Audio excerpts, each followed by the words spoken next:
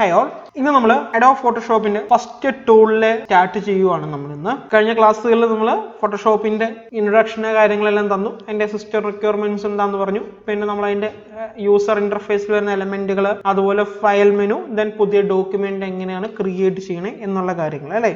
ഇത്രയും നമ്മൾ പറഞ്ഞു. അതിന്റെ കൂടെ തന്നെ നമ്മൾ എന്താണ് സൂമിങ് ചെയ്യാനും പാനിങ് ചെയ്യാനും നമ്മൾ എങ്ങനെയാണ് ചെയ്യേണ്ടതെന്നുള്ള കാര്യങ്ങൾ നമ്മൾ ഓൾറെഡി പറഞ്ഞു. ഇത്തരം കാര്യങ്ങളാണ് നമ്മൾ കഴിഞ്ഞ ക്ലാസ്സുകളിൽ ഫോട്ടോഷോപ്പിന്റെ ക്ലാസ്സുകളിൽ നമ്മൾ പഠിച്ചത്. ഇന്ന് നമ്മൾ പഠിക്കാൻ പോകുന്ന ഫസ്റ്റ് ടൂളാണ് മൂവ് ടൂള്. മൂവ് ടൂള് ഇവിടെ ടൂൾ ബോക്സിൽ ഫസ്റ്റ് കിടക്കുന്നതാണ് എന്ത് മൂവ് ടൂൾ എന്ന് പറയുന്നത് കേട്ടോ. ടൂൾ ബോക്സിൽ ഫസ്റ്റ് കിടക്കുന്നതാണ് മൂവ് ടൂൾ. അതിന്റെ ഷോർട്ട് കട്ട് എന്താണ് വി ആണ് അതിന്റെ short cut. Okay, move tool എന്തിനാണ് നമ്മൾ യൂസ് ചെയ്യുന്നത് അല്ലെ? അതിന്റെ പേരിൽ നിന്ന് തന്നെ നമുക്ക് അറിയാൻ പറ്റും. മൂവ് ചെയ്യാൻ, വളരെ സിമ്പിൾ ആയിട്ട് എന്താണ് മൂവ് ചെയ്യാൻ അല്ലെ. നമ്മൾ സെലക്ട് ചെയ്ത ഒരു ഇമേജ് അല്ലെങ്കിൽ ഒരു ഡിസൈൻ, അതിനെ നമുക്ക് എന്ത് ചെയ്യാം, ഈസി ആയിട്ട് മൂവ് ടൂൾ ഉപയോഗിച്ച് എന്ത് ചെയ്യാം, മൂവ് ചെയ്യാൻ സാധിക്കും. To move selected object from one place to another, അതിന് വേണ്ടിയിട്ടാണ് നമ്മൾ എന്താ മൂവ് ടൂള് യൂസ് ചെയ്യുന്നത്. ഓക്കെ, നോക്കുക എങ്ങനെയാണ് നമ്മൾ മൂവ് ടൂൾ യൂസ് ചെയ്യണമെന്ന് നമുക്ക് നോക്കാം. ഇവിടെ നമ്മൾ രണ്ട് ഡോക്യുമെന്റ് എടുക്കണം. ഞാനിത് ഒരു പ്രാവശ്യം കൂടെ ഓപ്പൺ ചെയ്ത് കാണിച്ചു തരാം. അപ്പോൾ നിങ്ങൾക്ക് എപ്പോഴും ഒരു പ്രശ്നം സംഭവിക്കുന്ന എവിടെയാണെന്ന് വെച്ചാൽ നമ്മൾ മൾട്ടിപ്പിൾ ഇമേജസ് ഓപ്പൺ ചെയ്യുമ്പോഴാണ് ഈ വിഷയങ്ങൾ വരുന്നത്. അപ്പോൾ അതുകൊണ്ട് ഞാൻ ഒരു പ്രാവശ്യം കൂടെ ഓപ്പൺ ചെയ്ത് കാണിച്ചു തരാം നിങ്ങൾക്ക് ഇമേജുകൾ. ഞാനിവിടെ എന്ത് ചെയ്യണം, ഓപ്പൺ ക്ലിക്ക് ചെയ്യുന്നു. ഓപ്പൺ ക്ലിക്ക് ചെയ്ത് രണ്ട് ഇമേജ് ഞാൻ സെലക്ട് ചെയ്യുന്നു. ഓക്കെ, രണ്ട് ഇമേജ് ഞാൻ സെലക്ട് ചെയ്തു അല്ലേ. മൾട്ടിപ്പിൾ ഇമേജസ് സെലക്ട് ചെയ്യണമെങ്കിൽ എന്ത് യൂസ് ചെയ്യുക, നമ്മുടെ കീബോർഡിലെ കൺട്രോൾ പ്രസ് ചെയ്ത് പിടിച്ചാൽ മതി. സോ അതൊക്കെ നമുക്ക് അറിയാവുന്ന കാര്യങ്ങളാണ്. ഫയൽ എങ്ങനെയാണോ സെലക്ട് ചെയ്യുന്നത് അതുപോലെ തന്നെയാണ് എന്ത് ഇമേജുകളും സെലക്ട് ചെയ്യുന്നത് അല്ലെ. മൾട്ടിപ്പിൾ ഫയൽസ് എങ്ങനെ നമ്മൾ സെലക്ട് ചെയ്യുന്ന കീബോർഡിലെ കൺട്രോൾ പ്രസ് ചെയ്ത് പിടിച്ചിട്ടാണ് ചെയ്യുന്നത്. അതുപോലെ തന്നെ എന്ത് ചെയ്യുക, കൺട്രോൾ പ്രസ് ചെയ്ത് പിടിക്കുക, രണ്ട് ഇമേജും സെലക്ട് ചെയ്യുക, എന്നിട്ട് എന്ത് ചെയ്യുക, ഇവിടെ ഓപ്പൺ ക്ലിക്ക് ചെയ്യുക. ഓപ്പൺ ക്ലിക്ക് ചെയ്യുമ്പോൾ അത് രണ്ടും നമുക്കിവിടെ ഓപ്പൺ ചെയ്ത് കിട്ടും. ഞാനത് ഇന്നലെ പറഞ്ഞ കാര്യമാണ്. ഇത് ഇങ്ങനെ ഡോക്ക് ചെയ്തിട്ടാണ് വന്നെ, അതിനെ അൺഡോക്ക് ചെയ്യേണ്ടി വരും. അൺഡോക്ക് ചെയ്യണമെങ്കിൽ എന്ത് ചെയ്യുക, ഈ കാണുന്ന ടൈറ്റിൽ ബാർ കണ്ടില്ലേ, ഈ ടൈറ്റിൽ ബാറിൽ ഏതെങ്കിലും ഒരു ടൈറ്റിൽ ബാറിൽ ക്ലിക്ക് ചെയ്ത് നേരെ താഴത്തേക്ക് ഇങ്ങനെ ഡ്രാഗ് ചെയ്ത് വെച്ചാൽ ആദ്യം സെപ്പറേറ്റ് ആയി കിട്ടിക്കോളും. ഇനി നമുക്ക് തിരിച്ച് മൂവ് ടൂളിലേക്ക് വരാം. ഇപ്പോൾ ഇവിടെ രണ്ട് ഇമേജ് ഞാൻ ഓപ്പൺ ചെയ്തിട്ടിട്ടുണ്ട്. ഓക്കെ, ഇങ്ങനെ രണ്ട് ഇമേജ് അറ്റ് എ ടൈം നമുക്ക് ഒരു ഡോക്യുമെന്റ് ആക്റ്റീവ് ആവുള്ളൂ. സോ അത് നിങ്ങൾ ശ്രദ്ധിക്കുക. എത്ര ഡോക്യുമെന്റ് ഓപ്പൺ ചെയ്താലും ഒരു സമയം ഒരു ഡോക്യുമെന്റ് എപ്പോഴും ആക്റ്റീവ് ആവുള്ളൂ. അത് നിങ്ങൾ പ്രത്യേകം നോട്ട് ചെയ്യുക. ആ ഡോക്യുമെന്റിലായിരിക്കും നമ്മൾ ചെയ്യുന്ന കമാൻഡുകളൊക്കെ വർക്ക് ആവുന്ന. ഏത് ഡോക്യുമെന്റ് ആണോ ആക്റ്റീവ് ആയി കിടക്കുന്നത് ആ ഡോക്യുമെന്റിലായിരിക്കും. ഇനി നോക്കുക, ഞാനിവിടെ മൂവ് ടൂൾ എടുക്കുന്നു. ഒന്നിലെ ടൂൾ ബോക്സ് ചെല്ലുക, മൂവ് ടൂള് ജസ്റ്റ് ക്ലിക്ക് ചെയ്താൽ മതി. സെലക്ട് ചെയ്യുക, അല്ലെങ്കിൽ എന്ത് ചെയ്യുക, കീബോർഡിൽ വി പ്രസ് ചെയ്യുക കേട്ടോ, വി. ഓക്കെ, അതിനുശേഷം ഞാൻ ചെയ്യാൻ പോകുന്ന ഈ ഒരു ഡോക്യുമെന്റ് കിടക്കുന്ന ഈ ഒരു ഇമേജിൽ ഞാൻ എന്ത് ചെയ്യാൻ പോവുകയാണ്, ഈ നെക്സ്റ്റ് ഡോക്യുമെന്റിലേക്ക് ഡ്രാഗ് ചെയ്തിടാൻ പോവുകയാണ്. അങ്ങനെ ചെയ്യണം എന്നുണ്ടെങ്കിൽ നമുക്ക് എന്ത് ടൂൾ യൂസ് ചെയ്യാം, മൂവ് ടൂൾ നമുക്ക് യൂസ് ചെയ്യാം. സോ ഞാൻ മൂവ് ടൂൾ എടുത്തു. ഞാൻ ഈ ഡോക്യുമെന്റ് ക്ലിക്ക് ചെയ്തു. ജസ്റ്റ് ആദ്യമേ ഡോക്യുമെന്റിൽ ഒന്ന് ക്ലിക്ക് ചെയ്യുക, എന്നിട്ട് എന്ത് ചെയ്യുക, ഒരു പ്രാവശ്യം കൂടെ ക്ലിക്ക് ചെയ്ത് ഡ്രാഗ് ചെയ്ത് ക്ലിക്ക് ആൻഡ് ഹോൾഡ്, അതായത് ലെഫ്റ്റ് മൗസ് ബട്ടൺ ഉപയോഗിച്ച് ക്ലിക്ക് ചെയ്ത് ഹോൾഡ് ചെയ്ത് പിടിക്കുക. നേരെ ഡ്രാഗ് ചെയ്ത് എന്ത് ചെയ്തുണ്ടോ ഈ ഒരു വിൻഡോയിലേക്ക് കൊണ്ടുവരിക. അവിടെ ഐക്കൺ മാറിയിരിക്കുന്നുണ്ടോ, ഈ ഒരു ഡോക്യുമെന്റ് കൊണ്ടുപോയിട്ട് മൗസ് ബട്ടൺ അങ്ങ് റിലീസ് ചെയ്തേക്കുക.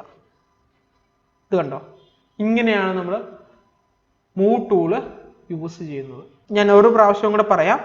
ഈ ലെയർ ഡിലീറ്റ് ചെയ്യണമെങ്കിൽ ജസ്റ്റ് കീബോർഡിൽ ഡിലീറ്റ് കീ പ്രസ് ചെയ്താൽ അത് ഡിലീറ്റ് ആയി പോയിക്കോളും കേട്ടോ. ഞാൻ ചെയ്യാൻ പോകുന്നത് ഈ ഒരു ഇമേജ്, ഈ കാണുന്ന ഇമേജ് ഉണ്ടല്ലോ, ഈ ഇമേജിനെയാണ് ഞാൻ ഈ ഡോക്യുമെന്റിലേക്ക് ഞാൻ ഡ്രാഗ് ചെയ്ത് ഇടാൻ പോകുന്നത്. നിങ്ങൾ ഇവിടെ ശ്രദ്ധിക്കുക. ഞാൻ ഈ ഒരു ഡോക്യുമെന്റ് ആദ്യമേ ജസ്റ്റ് ഒന്ന് ക്ലിക്ക് ചെയ്ത് സെലക്ട് ചെയ്യണം. അതിനുശേഷം ഒരു പ്രാവശ്യവും കൂടെ ക്ലിക്ക് ചെയ്ത് പിടിച്ച് എന്ത് ചെയ്യുക, ഡ്രാഗ് ചെയ്ത് ഈ ഒരു ഡോക്യുമെന്റ് മുകളിൽ കൊണ്ടുപോയിട്ട് മൗസ് ബട്ടൺ റിലീസ് ചെയ്തേക്കുക. ആ ഇമേജ് ഈ ഒരു ഡോക്യുമെന്റ് മുകളിൽ വന്നു. ഇങ്ങനെയാണ് മൂവ് ടൂള് നമ്മൾ യൂസ് ചെയ്യുന്നത്. ദെൻ നമുക്കിനി എന്ത് ചെയ്യാം, ഈ മൂവ് ടൂൾ ഉപയോഗിച്ച് ഇമേജിനെ കണ്ടോ ഇതുപോലെ നമുക്ക് ഡ്രാഗ് ചെയ്ത് ഈസി ആയിട്ട് ചേഞ്ച് ചെയ്യാം. ഇത് ഇങ്ങനെയാണ് നമ്മൾ മൂവ് ടൂള് യൂസ് ചെയ്യേണ്ടത്. നിങ്ങൾ നന്നായിട്ട് പ്രാക്ടീസ് ചെയ്യണം. എന്താണെന്ന് വെച്ച് കഴിഞ്ഞാൽ മൂവ് ടൂളിൻ്റെ ബേസിക് ടൂളാണ്. നമ്മൾ മൂവ് ടൂൾ പഠിക്കാതെ പിന്നെ തുടർന്ന് പഠിച്ചിട്ട് യാതൊരു കാര്യമില്ല. സോ മൂവ് ടൂൾ നിങ്ങൾ നന്നായിട്ട് യൂസ് ചെയ്ത് പഠിക്കുക. ഇത് വളരെ സിമ്പിൾ ടൂളാണ്. അതായത് വേറെ ഒന്നുമില്ല, നമ്മൾ സെലക്ട് ചെയ്യുന്ന ഒബ്ജക്റ്റിനെ നമുക്ക് എന്ത് ചെയ്യാം, മൂവ് ചെയ്യാൻ വേണ്ടിയിട്ടാണ് നമ്മൾ മൂവ് ടൂൾ യൂസ് ചെയ്യുന്നത്. ഈ മൂവ് ടൂൾ യൂസ് ചെയ്യാൻ വളരെ എളുപ്പമാണ്. ഇതുപോലെ ജസ്റ്റ് ക്ലിക്ക് ആൻഡ് ഡ്രാഗ്, അതായത് മൗസിലെ ലെഫ്റ്റ് മൗസ് ബട്ടണിൽ ക്ലിക്ക് ചെയ്ത് പിടിച്ച് മൗസ് ഡ്രാഗ് ചെയ്യുക. ഡ്രാഗ് ചെയ്യുമ്പോൾ നമ്മൾ സെലക്ട് ചെയ്ത ഒബ്ജക്റ്റ് മൗസ് ഡ്രാഗ് ചെയ്യുന്ന ഡയറക്ഷനിൽ മൂവ് ആവും. ഇപ്പം ഞാൻ മൂവ് ടൂൾ ഉപയോഗിച്ച് ഒരു ഇമേജിനെ മൂവ് ചെയ്യുന്ന കാര്യങ്ങൾ, അതുപോലെ തന്നെ ഒരു ഡോക്യുമെന്റിൽ നിന്ന് ഒരു ഇമേജിനെ എടുത്ത് അടുത്ത ഡോക്യുമെന്റിലേക്ക് ഡ്രാഗ് ചെയ്തിടുന്ന കാര്യങ്ങൾ, ഇത് രണ്ടും ഞാൻ മൂവ് ടൂൾ വെച്ച് നിങ്ങളുടെ അടുത്ത് പറഞ്ഞു. ഇനി നമുക്ക് ഇതിനെ സ്ട്രൈറ്റ് ലൈനിൽ മൂവ് ചെയ്യണമെന്നുണ്ടെങ്കിൽ വളരെ സിമ്പിൾ ആയിട്ട് നിങ്ങൾ എന്ത് ചെയ്യുക, കീബോർഡിലെ ഷിഫ്റ്റ് ബട്ടൺ ഉണ്ടല്ലോ, കീബോർഡിലെ ഷിഫ്റ്റ് ബട്ടൺ പ്രസ് ചെയ്ത് ഡ്രാഗ് ചെയ്യുവാണെങ്കിൽ കണ്ടോ ഇത് സ്ട്രൈറ്റ് ലൈനിലായിരിക്കും മൂവ് ആവുന്നത്. ഒന്നിൽ വെർട്ടിക്കൽ ഡയറക്ഷനിൽ അല്ലെങ്കിൽ ഹൊറിസോണ്ടൽ ഡയറക്ഷനിൽ, എക്സ് അല്ലെങ്കിൽ വൈ ആക്സ് ആണ്. ഇത് ഹൊറിസോണ്ടലും വെർട്ടിക്കൽ ഡയറക്ഷൻ നേരെ താഴത്തേക്ക് ഇതുണ്ടോ ഇതുപോലെ ഡ്രാഗ് ചെയ്താൽ മതി. ഓക്കെ, നിങ്ങൾ ചെയ്യേണ്ട എത്രേ ഉള്ളൂ, ജസ്റ്റ് ഒന്ന് ക്ലിക്ക് ചെയ്ത് ഷിഫ്റ്റ് പ്രസ് ചെയ്ത് പിടിച്ചാൽ മതി. ഡ്രാഗ് ചെയ്യുന്ന സമയത്ത് ആദ്യമേ ഡ്രാഗ് ചെയ്യുമ്പോൾ ഷിഫ്റ്റ് പ്രസ് ചെയ്തില്ലെങ്കിലും കുഴപ്പമില്ല, പിന്നെ ഷിഫ്റ്റ് പ്രസ് ചെയ്താൽ മതി. ഇതുപോലെ സ്ട്രൈറ്റ് ലൈനിൽ ഈ ഒബ്ജക്റ്റ് മൂവ് ആവും. ഇതിന്റെ ഒരു അഡ്വാൻറ്റേജ് എവിടെയൊക്കെയാന്ന് വെച്ചാൽ, ഇപ്പൊ നമ്മളൊരു ഡിസൈൻ ഒക്കെ ക്രിയേറ്റ് ചെയ്യുന്ന സമയത്ത് ഇപ്പൊ ഒരു ഷേപ്പ് ക്രിയേറ്റ് ചെയ്തു, ആ ഷേപ്പിന്റെ തൊട്ട് താഴെ തന്നെ വേറൊരു ഷേപ്പ് അല്ലെങ്കിൽ ആ സെയിം ഷേപ്പിന്റെ ഒരു കോപ്പി വേണം, കറക്റ്റ് താഴെ തന്നെ വേണം, അങ്ങോട്ടും ഇങ്ങോട്ടും മാറരുത്, അല്ലെങ്കിൽ സ്ട്രൈറ്റ് ആയിട്ട് തന്നെ അത് ഇരിക്കണമെങ്കിൽ എന്ത് ചെയ്യുക നിങ്ങൾ, ആ സമയത്ത് നിങ്ങൾ ഞാനിപ്പോൾ ഈ പറഞ്ഞ പ്രൊസീജിയർ നിങ്ങളൊന്ന് യൂസ് ചെയ്യുക. അതായത് മൂവ് ടൂൾ വെച്ച് മൂവ് ചെയ്യുന്ന സമയത്ത് എന്ത് ചെയ്യുക, കീബോർഡിലെ ഷിഫ്റ്റ് ബട്ടൺ ഒന്ന് പ്രസ് ചെയ്ത് പിടിക്കുക. അങ്ങനെ പ്രസ് ചെയ്ത് പിടിക്കുമ്പോൾ എന്താണ് സംഭവിക്കുന്നത്, ആ ഒരു പർട്ടിക്കുലർ ഷേപ്പ് സ്ട്രൈറ്റ് ലൈനിൽ മൂവ് ആകും, ഒരിക്കലും ചെരിഞ്ഞു പോവില്ല. ഓക്കെ, അപ്പോൾ നമുക്ക് അവിടെ ഒരു അലൈൻമെന്റിന് പ്രശ്നങ്ങൾ വരില്ല. അതുപോലെ തന്നെ വൈ ഡയറക്ഷനിൽ നമുക്ക് മൂവ് ചെയ്യണമെങ്കിൽ എന്ത് ചെയ്യുക, ജസ്റ്റ് ആദ്യമേ ഒന്ന് ക്ലിക്ക് ചെയ്ത് മുകളിലേക്ക് ഡ്രാഗ് ചെയ്യുക. ഡ്രാഗ് ചെയ്യുന്ന സമയത്ത് എന്ത് ചെയ്യുക, കീബോർഡിലെ ഷിഫ്റ്റ് ഒന്ന് പ്രസ് ചെയ്ത് പിടിക്കുക. ഒരു കാരണവശാലും മൗസ് ബട്ടൺ നിങ്ങൾ റിലീസ് ചെയ്യരുത്. മൗസ് ബട്ടൺ റിലീസ് ചെയ്ത് കഴിഞ്ഞാൽ കുഴപ്പം എന്താണെന്ന് വെച്ചാൽ പ്ലേസ് ആയി പോകും. ഓക്കെ, ഇത് ചെയ്യുമ്പോൾ ശ്രദ്ധിക്കേണ്ട കുറച്ച് കാര്യങ്ങൾ ഞാൻ പറയാം. ഒന്ന്, നിങ്ങൾ ആദ്യമേ തന്നെ ഷിഫ്റ്റ് പ്രസ് ചെയ്തില്ലെങ്കിലും പ്രശ്നമില്ല. ആ ഒബ്ജക്റ്റ് സെലക്ട് ചെയ്ത് ഏത് ഡയറക്ഷനിലേക്കാണ് മൂവ് ചെയ്യേണ്ടത് ആ ഡയറക്ഷനിലേക്ക് ജസ്റ്റ് ഒന്ന് മൂവ് ചെയ്യുക. എന്നിട്ട് മൗസ് ബട്ടണിൽ നിന്ന് കൈ എടുക്കാതെ തന്നെ മൗസ് ബട്ടൺ പ്രസ് ചെയ്ത് പിടിച്ചുകൊണ്ട് തന്നെ എന്ത് ചെയ്യുക, കീബോർഡിലെ ഷിഫ്റ്റ് ബട്ടൺ ഒന്ന് എന്ത് ചെയ്യുക, പ്രസ് ചെയ്ത് പിടിക്കുക. ഇങ്ങനെ പ്രസ് ചെയ്ത് പിടിക്കുമ്പോൾ കണ്ടോ ഈ ഒബ്ജക്റ്റ് അല്ലെങ്കിൽ ഈ ഒരു പർട്ടിക്കുലർ ഷേപ്പ് ഡയറക്റ്റ് ഒരു സ്ട്രൈറ്റ് ലൈനിൽ move ആകുന്നുണ്ടോ.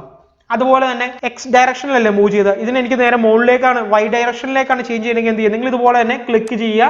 Then mouse button click ചെയ്ത് പിടിച്ച് ജസ്റ്റ് ഒന്ന് എന്ത് ചെയ്യുക, മുകളിലേക്ക് പൊക്കുക. മുകളിലേക്ക് പൊക്കിയിട്ട് മൗസ് ബട്ടണിൽ നിന്ന് റിലീസ് ചെയ്യാതെ തന്നെ കീബോർഡിൽ എന്ത് ചെയ്യുക, ഷിഫ്റ്റ് ബട്ടൺ പ്രസ് ചെയ്യുക. പ്രസ് ചെയ്യുമ്പോൾ കണ്ടോ സ്ട്രൈറ്റ് ലൈനിൽ മൂവ് ആകുന്ന. ഒരു കാര്യം കൂടെ ശ്രദ്ധിക്കണം, ഒരു കാരണവശാലും ഷിഫ്റ്റ് ബട്ടൺ ആദ്യമേ റിലീസ് ചെയ്യരുത്. ആദ്യമേ നിങ്ങൾ റിലീസ് ചെയ്യേണ്ടത് എന്താണ്, മൗസ് ബട്ടൺ വിടുക. മൗസ് ബട്ടൺ നമ്മുടെ കറക്റ്റ് പ്ലേസിൽ ഇത് എത്തിക്കഴിഞ്ഞാൽ എന്ത് ചെയ്യുക, ഈ മൗസ് ബട്ടൺ അങ്ങ് റിലീസ് ചെയ്തേക്കുക. എന്നിട്ട് എന്ത് ചെയ്യുക, ഷിഫ്റ്റ് ബട്ടൺ വിട്ടേക്കുക.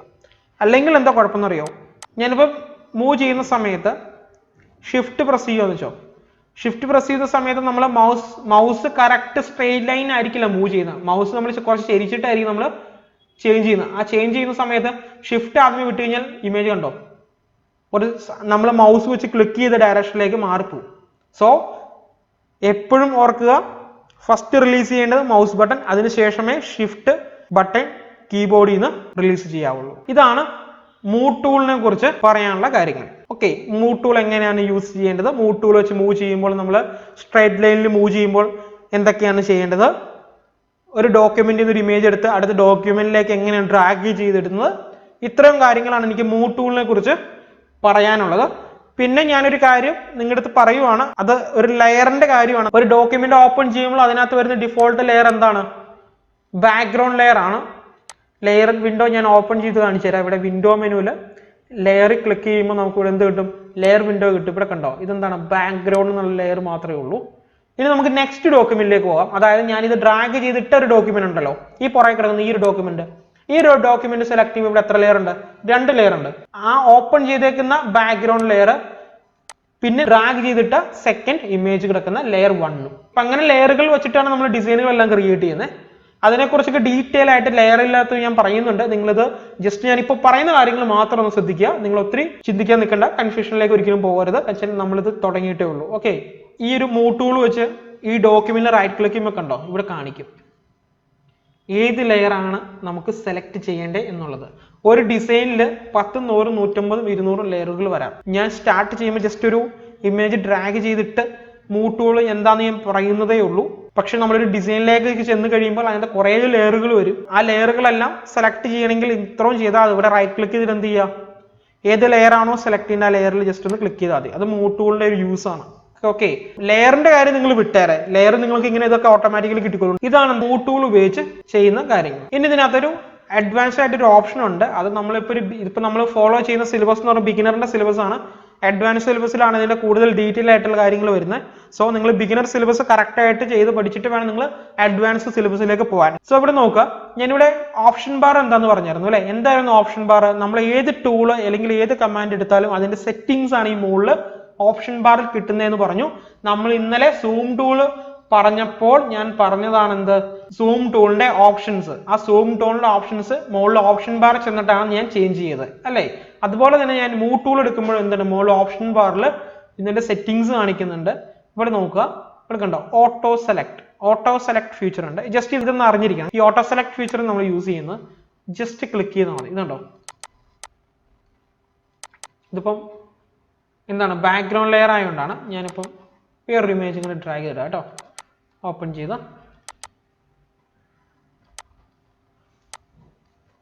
ഓക്കെ, ഇതുണ്ടോ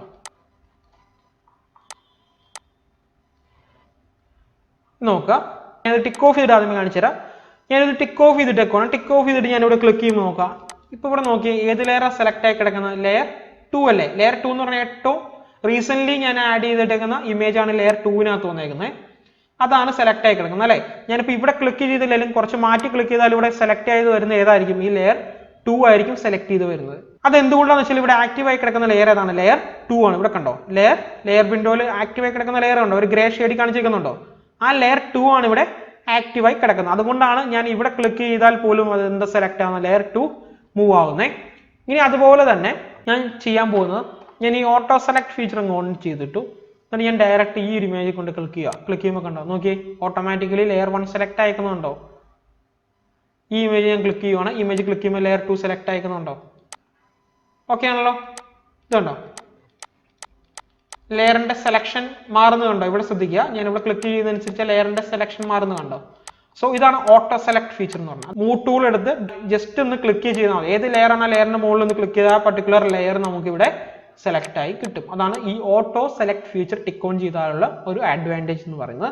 ഇത് നമുക്ക് ഒത്തിരി ലെയറുകളൊക്കെ ഉണ്ടെങ്കിൽ നമുക്ക് സെലക്ട് ചെയ്യാൻ എളുപ്പമാണ്. പക്ഷെ ചില കേസുകളിൽ ഇത് വളരെ കോംപ്ലിക്കേറ്റഡ് ആയിട്ടുള്ള ഒരു കാര്യമാണ്. അപ്പോൾ അത് എന്താണെന്ന് മനസ്സിലാക്കി നിങ്ങളത് ആ ഫീച്ചർ നിങ്ങൾ യൂസ് ചെയ്ത് പഠിക്കുക എന്നുള്ളതാണ് പറയാനുള്ളത്. നെക്സ്റ്റ് നോക്കുക, അടുത്തിവിടെ ഷോ ട്രാൻസ്ഫോം കൺട്രോൾസ് ഉണ്ട്. Show transform controls, transform tool തന്നെ ഞാൻ പറയുന്നുണ്ട് നിങ്ങളുടെ അടുത്ത്.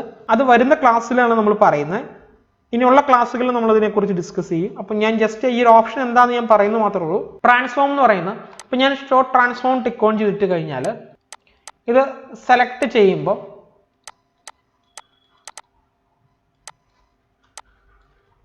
ഇത് കണ്ടോ, ഇവിടെ നമുക്ക് ഈ ഇമേജിനെ റീസൈസ് ചെയ്യാനുള്ള ഒരു ഓപ്ഷൻ കിട്ടും. ഇതുണ്ടോ, ഇമേജിനെ നമുക്ക് എന്ത് ചെയ്യാം, റീസൈസ് ചെയ്യാം.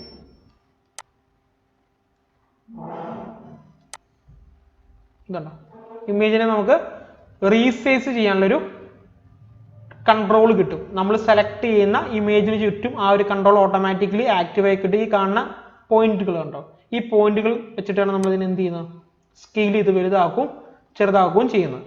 മൂവ് ടൂളിനകത്ത് വന്നിട്ട് ഈ show transform control tick on ചെയ്യണം. ടിക്ക് ഓഫ് ചെയ്ത് കഴിഞ്ഞാൽ നമുക്ക് ആ ട്രാൻസ്ഫോം കൺട്രോൾ അവിടെ കാണാൻ പറ്റില്ല. ഈ ട്രാൻസ്ഫോം കൺട്രോൾ ടിക്ക് ഓൺ ചെയ്താൽ മാത്രമാണ് നമുക്ക് എന്ത് കാണാൻ പറ്റുള്ളൂ, ഈ ഒരു